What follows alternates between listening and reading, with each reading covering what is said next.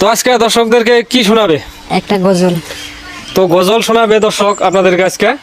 এতদিন তো গান শুনছেন, আজকে গজল শোনাবে। তো গজলটা অনেক ভালো করে বলো যাতে দর্শকরা শেয়ার। একটি নারী ছিলেন